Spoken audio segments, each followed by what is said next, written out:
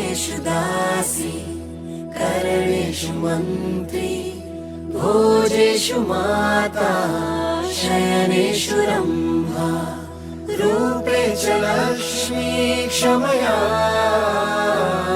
धरित्री ये स्त्री.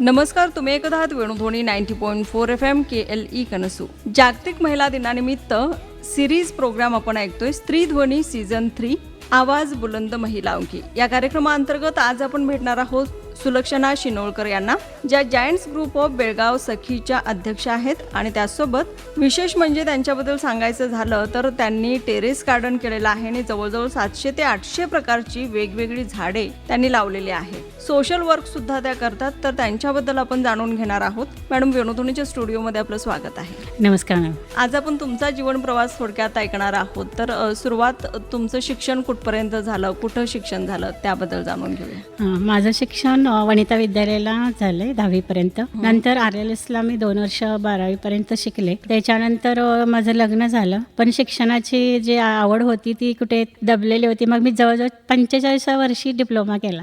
मग ते मला इच्छा होती शिकायची पुढे. मग लग्न झाल्यानंतर थोडं नाही झालं म्हटल्यानंतर 45व्या वर्षानंतर मी टॅली डिप्लोमा केला. बर.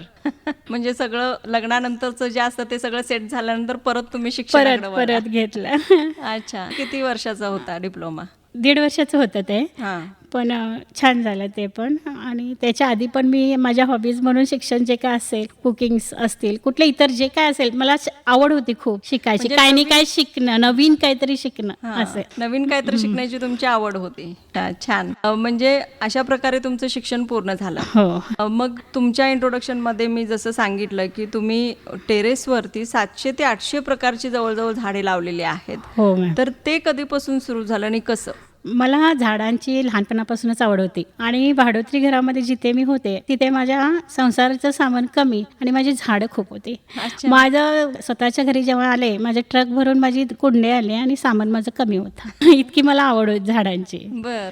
अच्छा. मग म्हणजे लहानपणापासूनच तुम्हाला ही आवड होती आणि नंतर म्हणजे तुम्ही त्याच्याकडे जरा असं पूर्णपणे वळून आता छानपैकी टेरेस गार्डन तुम्ही बनवलं. हो मॅडम.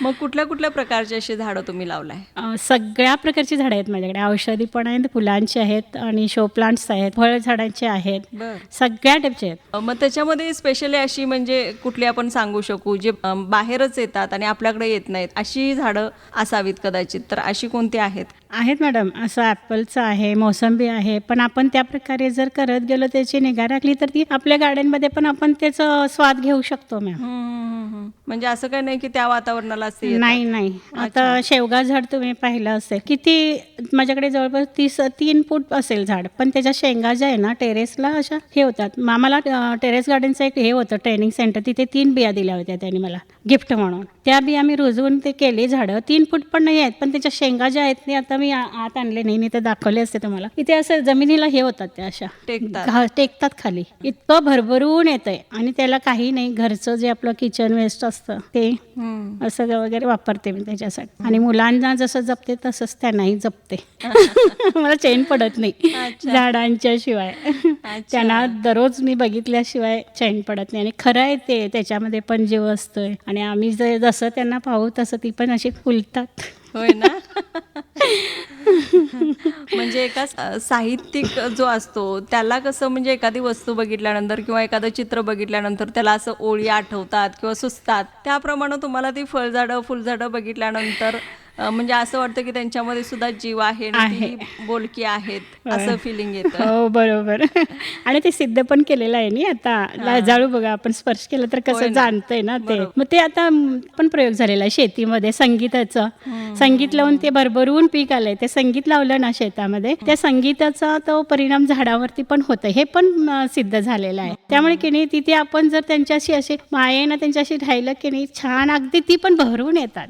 मला तरी ते जाणवतं. मुळातच तुम्हाला झाडांची आवड असल्यामुळे या सगळ्या म्हणजे या गोष्टी लगेच तुमच्या लक्षात येत असाव्यात. हो. नाहीतर एखादा व्यक्ती ठीक आहे, झाड छान आहे, फुलं छान आलेत एवढं म्हणून तिथंच थांबतो किंवा पुढे जातो. पण एखादी व्यक्ती जर कायमच झाडांसोबत राहत असेल तर त्याला त्या मधल्या सगळ्या इन अँड आउट गोष्टी, बारीक हो, सारीक हो. गोष्टी लक्षात येत हो असतील. हो, गेलं नाही तरी ती अशी आपली नाराजाईसारखी वाटतात मला. अरे वा. तुम्ही मला सांगितलं की म्हणजे जवळजवळ 70-80 प्रकारची गुलाबाची फुलं तुम्ही वेगवेगळी लावलेली हो, हो, आहात, हो. किंवा आता शेवग्याच्या शेंगाचं एक उदाहरण हो, तुम्ही हो. सांगितलं. त्याचप्रमाणे ॲपलचं झाड सुद्धा लावलंय. तर अशी मोसंबी. आणखीन 700-800 प्रकारांमध्ये अशी आणखीन कोणती नवीन झाडं आहेत जी आपण सांगू शकू? हां, आपलं ते हे माहिती आहे झुमर, त्या टाईपचंच निसर्गातच जे झुमर आहे ते अगदी बघण्यासारखं असतं. असे झुमर आपण इथे लावतो, नॅचरल म्हणजे त्याच्यामध्ये खूप म्हणजे बघितलं की असं समाधान होतं. इतकी अशी सुंदर सुंदर झाडं आहेत सर मॅडम. आणि दासाळा तरी कसे कलर मॅच असतं त्याच्यामध्ये, एक शेडेड असतात नाही, बघितलं तरी मन प्रसन्न वाटतंय. गुलाब पण तसेच, सुगंध तरी कुठलंही अत्तर त्याच्यापैकी फिकं पडेल अशीही गुलाब आहेत, सगळ्या टाईपचं आहेत. अच्छा. मोगरा म्हणा, सुंदरवास, चाफा, सोनचाफा, हे सगळ्या प्रकारचे. जिथे मी जाते ना, बाकीचं साहित्य माझं लक्ष नसतं, पण तिथे कुठले माझ्याकडे झाड नाही आहे ते कुठल्याही गावाला जाऊ दे, जिथे काय वेगळं असेल की घेऊन येते.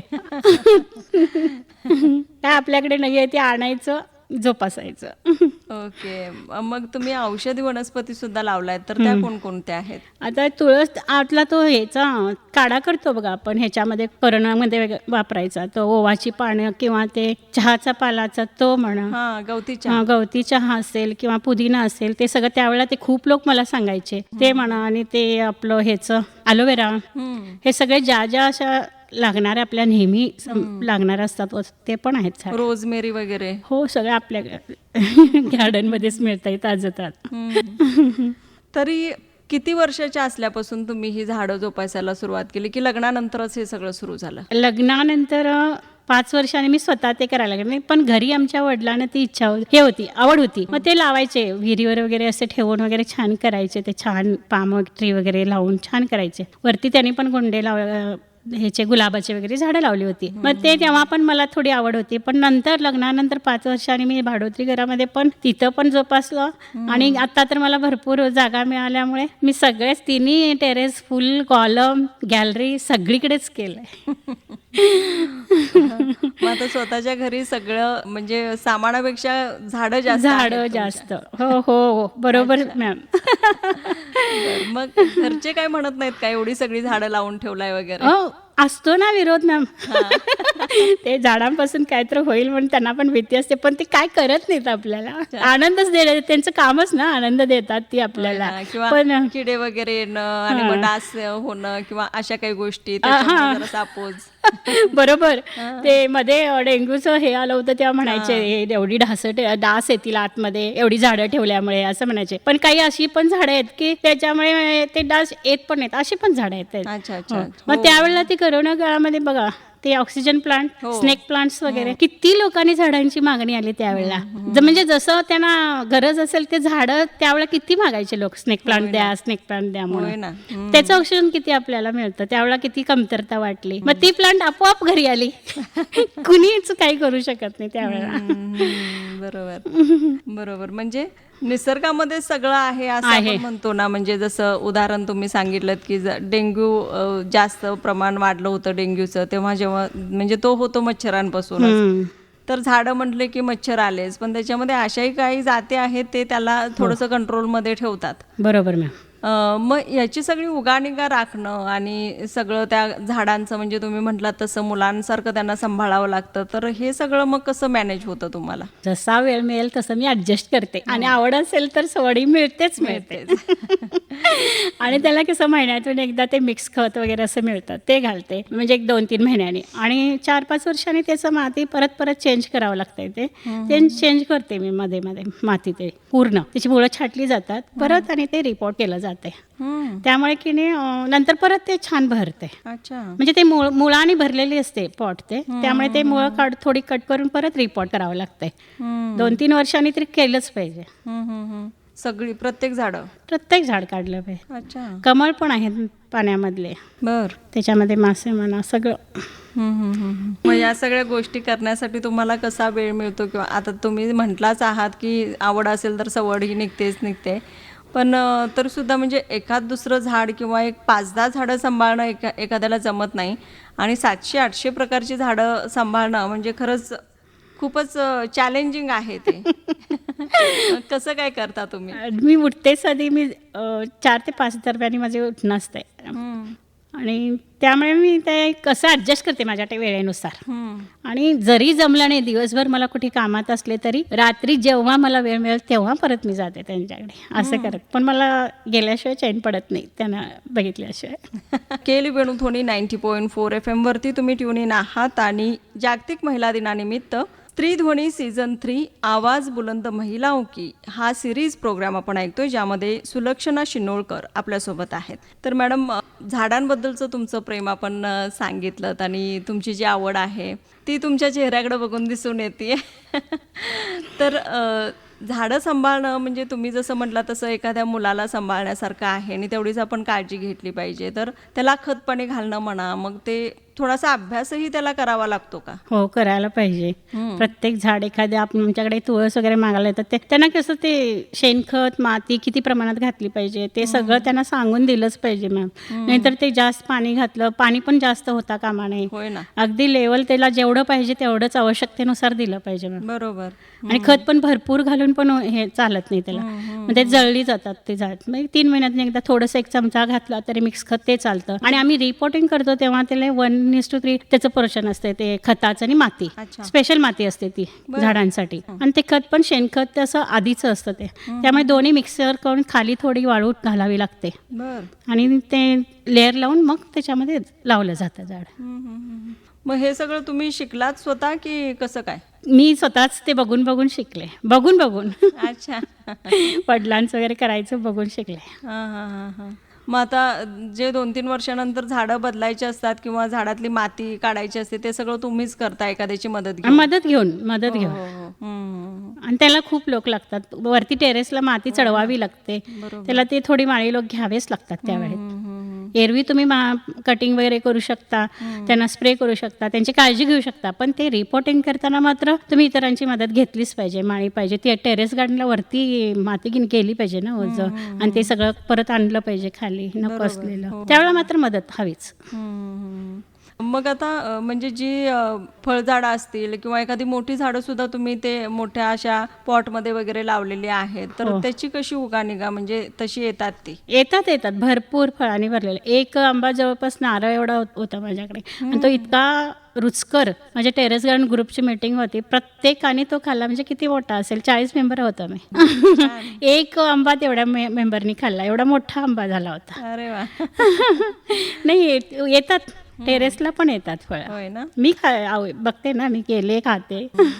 मग किचन मधलं वेस्ट जे असतं त्याचा कसा उपयोग करून घेता? आता आपलं जे रोजचं जे भाजीपालांचं वगैरे असतं ना, ते आता एक तर ते असं एका बिनमध्ये ठेवून त्याला होल करून त्याचं पाणी पण आपण सोडू शकतो. ते एकमेकामध्ये असं घालत जायचं, त्याचं पाणी जे जाते ते त्याला टॅप ठेवून तसंही करता येतं. नाहीतर मी आता हल्ली काय करते, ते बारीक चिरते आणि डायरेक्ट घालते त्या मोठ्या झाडांना. मोठ्या झाडांना ते डायरेक्ट बारीक चिरून तशी वापरते. नाहीतर त्याची प्रोसेस वेगळी आहे. ते एका बिनमध्ये तयार करून त्याला होल तयार करून ते हवा जायसाठी आणि खाली टॅप ठेवलेलं असं ते पाणी तिकडे जात राहतं असं. तसंही करता येते, ते अनेक प्रकारे करता येते. पण मी आता या मोठ्या झाडांना की नाही बारीक चिरून ती डायरेक्ट मी घालते आणि वरती थोडंसं लेअर यायचं घालते, सुक्या पाचोळ्याचं. ओके. मग हे सगळं खत पाणी वगैरे आहे किंवा खत जे बाहेरून तुम्ही घालता ते थोडंफार तुम्ही घरीच बनवून ते घालता आणि मग बाकीचं विकत आणून घालता? थोडं ते कधीतरी 1-3 महिन्यातून वगैरे एकदा असं घालते. आता एवढ्या प्रकारची तुम्ही झाडं लावलाय, तर त्याच्यामध्ये असं वेगळं झाड कुठलं जे आपल्याकडं नाहीच आहे किंवा ह्या भागातच पाहायला मिळत नाही आणि ते तुम्ही जोपासले, असं कुठलं झाड आहे? हो आहे, मसाला पान म्हणून एक आहे. मला इथे कुठल्याच आमच्या टेरेसांच्या ग्रुपमध्ये नाही मिळालं. ते माझ्याकडे एका ह्याच्यामध्ये पुण्याच्या एका नर्सरीमधून आणलं होतं. ते खाल्लं की नाही, तर जो आपला मसाला पानचा जो स्वाद असतोय ते एका पानामध्ये तुम्हाला ते स्वाद जाणवतोय. वेगळं आहे, ते वेगळं पण आहे त्याच्यामध्ये. ते मिंटचं झाड कसं असतं माहिती आहे, मिंट खाल्ल्यानंतर मिंटचा स्वाद येतो, तसं तो मसाला पाण्याचा स्वाद येतोय तोंडामध्ये. अच्छा, खूप छान आहे, फ्रेशनर टाईप वाटतं आपल्याला. ते काहीतरी वेगळं आहे ते. मला इतर आमच्या ज्या 40 मेंबरच्या तिथे ते कुठे भेटलं नाही मला. ते त्या प्रकारे आहे, ते वेगळं आहे काहीतरी. मग ते त्याला सांभाळतानाही काहीतरी वेगळी प्रक्रिया तुम्हाला करावी लागली असेल नाही, जोपासताना? ते नॉर्मल झाडाप्रमाणे आहे. अच्छा. छान. म्हणजे जिकडं तुम्ही फिरायला जाल किंवा कुठेही गेला वेगळ्या ठिकाणी तर तिथं कोणत्या वेगळ्या प्रकारची झाडं आहेत त्याच्याकडं तुमचं लक्ष असतं असते. आणि ते तुम्ही घेऊन येता. आवर्जून जाते जवळ नर्सरी असेल तर. मॉलला नाही जात पण नर्सरीला जाते. अशा म्हणजे काय म्हणू झाडप्रेमी मी पहिल्यांदाच बघते. तर तुमच्या इंट्रोडक्शनमध्ये ही गोष्ट मी सांगितली की जायंट्स ग्रुप ऑफ बेळगाव सखीच्या तुम्ही अध्यक्ष आहात. हो. तर जायंट्सकडे कसं काय वळणं झालं तुमचं? मला हा समाज कार्य करायचं पण थोडं मला आधीपासूनच मी करत आली आहे आणि एकाच ग्रुपमध्ये नाही आहे आणि इतर ग्रुपमध्ये पण आहे मी. अच्छा. शिवाजी गार्डन म्हणजे जो सुहास्य परिवार आहे तिथे जवळजवळ 20 वर्ष मी तिथे आहे. 2 वर्ष खजिंदा, 2 वर्ष अध्यक्षपद तिथं पण केलेलं आहे. तिथे कसं व्यायामाचे प्रकार घेतले जातात. लाफिंग क्लब आहे पण आता नवीन चालू झालं म्युझिकवरती पण ते व्यायाम केले जातात.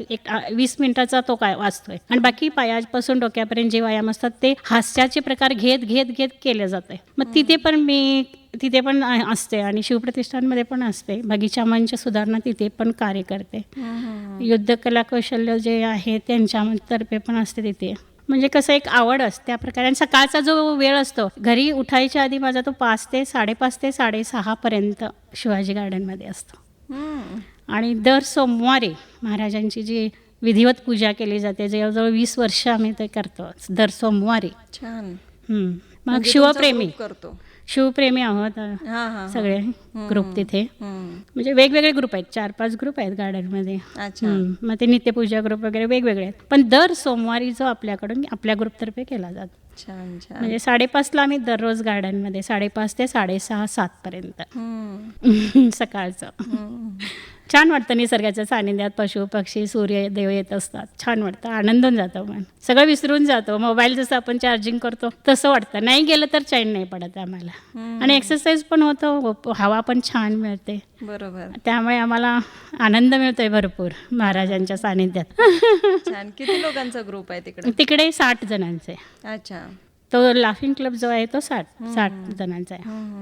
म्हणजे अशा वेगवेगळ्या ग्रुपशी तुम्ही जोडलेले आहात? हो मॅम. छान. मग हे जायंट्सच्या माध्यमातून तुमचं काय काय सोशल वर्क होतं?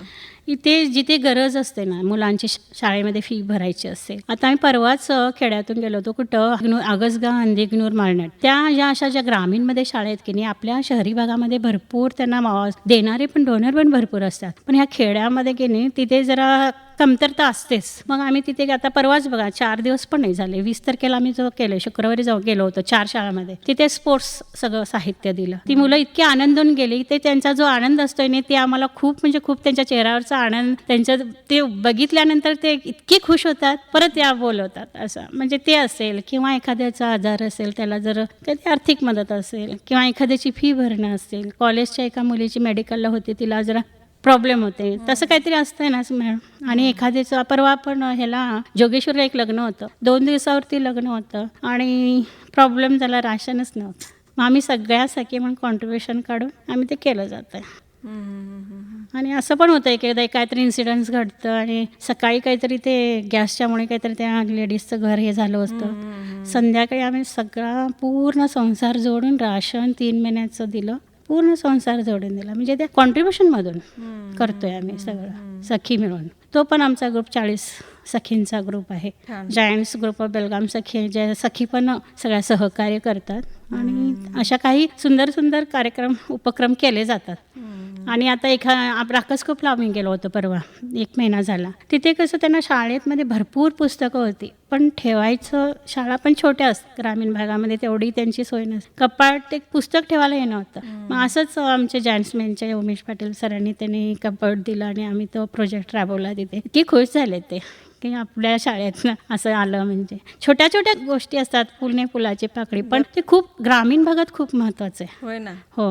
आणि दिवाळीला आम्ही जे प्रोजेक्ट करतो घरी जे आम्ही आणतो तसंच वस्तू सेम वस्तू त्या अगदी याच्या भागामध्ये दुर्गम भागामध्ये जातोय. त्या आतमध्ये चंदगड भागाच्या आतमध्ये जे जंगल भाग आहेत तिथे 1-1 किलोमीटर त्यांना काहीच माहीत नाही. सण म्हणजे काय माहीत नसतं. त्यांच्या घराला दरवाजा पण नसते. असे ओपन असतात तर तिथे बघितला नाही. त्यांनी काय करताय सणाला म्हटलं तर गुळ भात करतो म्हणतात. ते गुळ आणि ते एकत्र शिजवून ते दाखवतात त्याने ते तसं. मग आम्ही काय करतो, आम्ही जे घरी आणतो फराळ म्हणा, साडी, दिवा आणि आकाशकंदील जे आम्ही आणतो ते सामान त्यांना आम्ही प्रत्येक किती कुटुंब असतात ते आधी सगळी चौकशी करून, सण 2 दिवस आहे म्हणजे आधी पहिल्या दिवशी जो दिवा लागला जाते त्या दिवशी आम्ही सकाळी तिथे जातो गाडी करून. मग त्या लोकांचा पण आनंद आम्हाला भरपूर मिळतोय. होय ना. त्यांना बघितलं की ते छान वाटते. सगळं फराळ पण घेऊन जातो आम्ही, जे करतो ते सगळं छान. मग त्यांचा जो आनंद असतो ते बघून आम्हाला पण खूप आनंद होतो. आणि ती जी आपुलकी असते खेडेगावामध्ये ना, बरोबर. खूप म्हणजे खूप अगदी परत परत जावं असं वाटतं. असं असते. आता तिथली मुलं आम्हाला सोडत नाहीत, परत या हा असं करत राहतात अगदी आपुलकीने, छोटी छोटी मुलं. ते आनंद होते आम्हाला त्या कार्यामध्ये. बरोबर. मग हे सगळं कार्य तुम्ही कॉन्ट्रीब्युशन मध्येच करता हो मॅम. की कुठून फंड वगैरे एक raise होतं? काहींचं हे असं असतं काय, ते वाढदिवस असेल तर त्यांनी स्वतःच्या ह्याने पण देऊ अच्छा, शकतात इच्छेनुसार. नाहीतर आम्ही जास्तीत जास्त असं कॉन्ट्रीब्युशन मधून काढतो. मग आता किती वर्ष झालं तुम्ही हे कार्य करत आहात? हे मी 2016 पासून 10वं वर्ष आता माझं हे जायंट सखीमध्ये. मॅडम, खरंच काम तुमचं खूपच छान आहे आणि अगदी मनापासून सगळं काम करताय तुम्ही.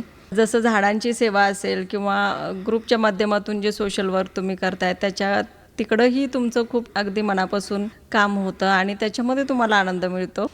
तर असंच तुमचं कार्य सुरू राहावं ह्या आमच्या वेणुध्वनीच्या पूर्ण टीमकडून तुम्हाला शुभेच्छा आहेत. परत एकदा झाडांच्या बद्दल जर विचारायचं झालं तर तुमच्याकडे काही झाडं अशी न्यायला सुद्धा येत असेल की आम्हाला थोडं हे झाड द्या, ते झाड द्या, किंवा तुळस ही सगळ्यांना लागते घरी, तुळस कायम आपण लावून ठेवतो किंवा असावी असं वाटत असतं.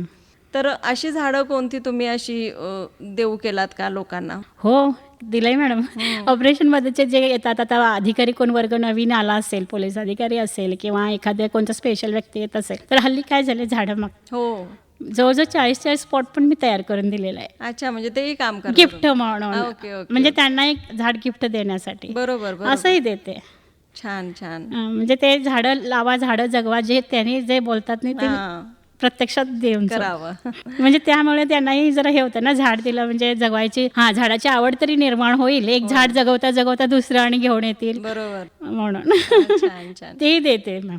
ओके. मग हे झाडांचं काम आणि जायंट्स ग्रुप ऑफ बेळगाव सखीचं काम हे दोन्ही करत असताना आणि घरचंही आपल्यावर जबाबदारी असते, तर हे सगळं म्हणजे मल्टीटास्किंग होतं आपल्यासाठी. हो हो तर कसं काय ते निभावलं जातं? मग त्याच्यासाठी घरच्यांचा सपोर्ट तुम्हाला कसा आहे? हो आहे मॅम, घरचा सपोर्ट आहे आणि ॲडजस्टमेंट होते. आणि हा कार्यक्रम जायंट सखीच्या प्रोजेक्टचे संध्याकाळचे जास्तीत जास्त असतात, 4च्या दरम्यान. सुहास परिवार जो असतो ते सकाळचा असतो, मॉर्निंगचा. दिवसभरात आपल्याला 1-2-3 तास हे आपण देऊ शकतो दुपारी, जे काय असेल ते घरच्या कामासाठी.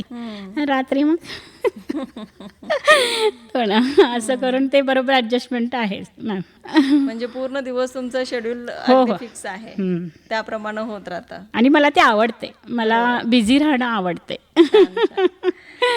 मग आता घरी कोण कोण असतं तुमच्या? आता माझी 2 मुलं आणि आम्ही 2 आहोत. आणि आता एका मुलाचं लग्न झालंय परवा. सुनबाई पण आले. मग त्यांनाही हे झाडांची वगैरे आवड आहे की झाडं बघून हे काय म्हणजे साहित्य कमी झाडच जास्त असं काही रिॲक्शन? तसं काही नाही, आवड अशी पूर्ण अशी आवड नाही आहे, पण असं हे नाही, विरोध नाही आहे. विरोध पण नाही. विरोध पण नाही. ठीक, होईल आवड निर्माण बघून बघून.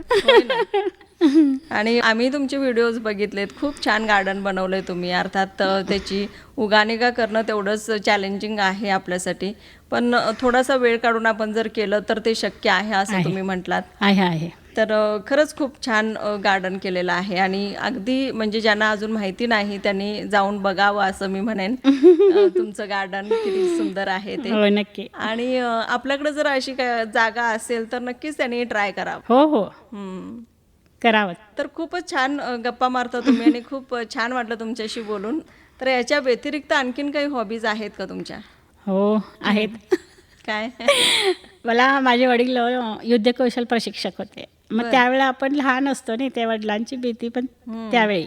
पण आता मला ती आवड होती, मग मी काय केले, 50मध्ये मी लाठी शिकले. बर. लाठी खेळायला पण मला आवडते. युद्धकौशल प्रशिक्षणाला पण तिथं जात होते मी, त्या मच्छाला. मग आता हे पदभार आल्यानंतर थांबवलंय, परत झालं की परत जॉईन होणार. अच्छा. मला आवडतं नवीन काहीतरी शिकायला. बरोबर. पण लाठी शिकणं म्हणजे अगदीच वेगळं काहीतरी झालं. मग कसं काय, म्हणजे युद्ध कौशल्य म्हणजे तुमचे वडील आता त्या फील्डमध्ये होते म्हणून तुम्हाला ते समजलं? नाही, मी लहानपणापासून त्यांना बघितलं. त्यांनी 70 वर्षापर्यंत खेळलेत. हां. शस्त्र सगळी ते खेळत होते आणि ते दुसऱ्यांना शिकवत होते.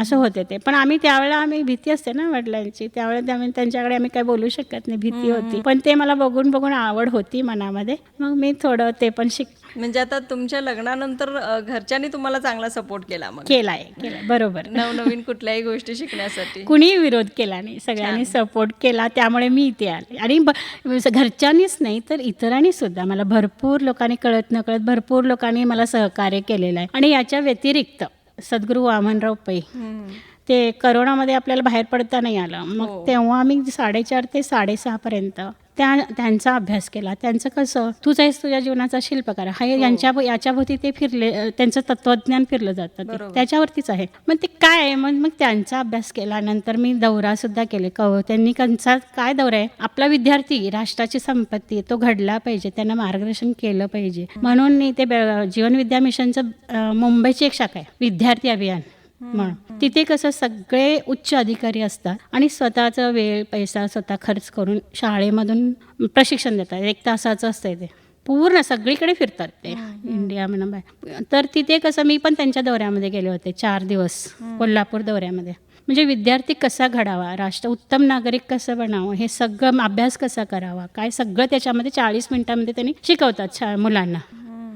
करोनानंतर मी ते जीवनविद्याचा अभ्यास केले. आज मी पण 4 दिवस त्यांच्यासोबत होते कोल्हापूर दौऱ्यामध्ये. तिथं बघितलं कसं काय, खूप सुंदर त्यांनी मुलांना घडवण्याचा प्रयत्न त्यांचे. आणि ते ज्ञान पण तसं आहे, सद्गुरूंचं जे ज्ञान आहे, विद्यार्थी कसा असावा, गृहिणी कशी असावी, सगळं त्यांच्यापर्यंत इतकं सुंदर मांडलं. आणि ते आज जर लोकांनी घेतलं तर खूप म्हणजे खूप परिवर्तन होऊ शकतं. मग मी पाहिलं आणि याच्यामध्ये मला म्हणजे बरं वाटलं की बाबा याची आता शिक्षणाची, ज्ञानाची गरज आहे. मग बेळगावमध्ये 4 वर्षापूर्वी त्यांना इथे बेळगावला इन्व्हाइट केलं. 40 ते 60 मेंबर आले होते. त्याच्यात सगळे आहेत, म्हणजे एअर इंडियाचे पण असतील, पेट्रोलियम अधिकारी असतील, पोलीस अधिकारी असतील, पुणे, मुंबई, सांगली, सगळीकडून लोक आले होते. कोल्हापूरकडून 40 जणांचा काय तो हे होता.